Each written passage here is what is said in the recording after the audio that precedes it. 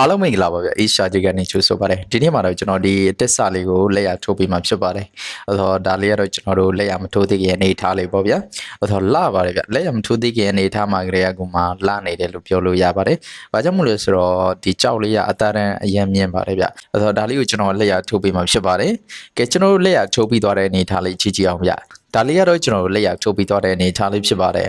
တော်တော်လေးကမှလာသွားပါတယ်ဗျအခုမှကြောက်စလုံးမဲ့သူတွေအတွက်ဆိုရင်တော့ဒီအသစ္စာလေးကပို့ပြီးမှသူတို့အတွက်ပညာရစီမယ်လို့မျှော်လင့်ပါတယ်ဘာကြောင့်မို့လဲဆိုတော့ကြောက်လေးကအသားတန်းလေးရဲ့မြင့်နေကျွန်တော်တို့အပွင့်လိုင်းလည်းမိတယ်ပေါ့အဲ့တော့ကျွန်တော်တို့ကအပွင့်လုံးမယ်တဲ့ဆိုရင်တော့ကျွန်တော်တို့အသားတန်းပေါ့နော်အသားတန်းတော့ဒီအဆင့်လောက်အနှိမ့်ဆုံးထားပြီးမှလောက်ရပါတယ်ဗျဒီအသားတန်းထက်ရော့သွားတယ်ဆိုရင်တော့ကျွန်တော်တို့စီကောင်းမရနိုင်ပါဘူးဗျဒီအသားတန်းလောက်ဆိုရင်တော့စီကောင်းရပါတယ်ဒီကြောက်လေးဆိုရင်အသားတန်းခုံခွဲလောက်ရှိပါတယ်ဗျဒါကတော့ကျွန်တော်ရဲ့မိတ်ဆွေတွေအတွက်လေ့လာလို့ရအောင်လို့ကျွန်တော်ဝေမျှပေးခြင်းဖြစ်ပါတယ်ကျွန်တော်ရဲ့မိတ်ဆွေတွေအတွက်လည်းအကျိုးရှိစေမယ်လို့မျှော်လင့်ပါတယ်ဗျချစ်ရှုအားပေးသူအားလုံးကိုကျေးဇူးတင်ပါတယ်နောက်ထပ်ဗီဒီယိုဒီမှာပြန်လည်ဆုံတွေ့ကြပါမယ်ဗျ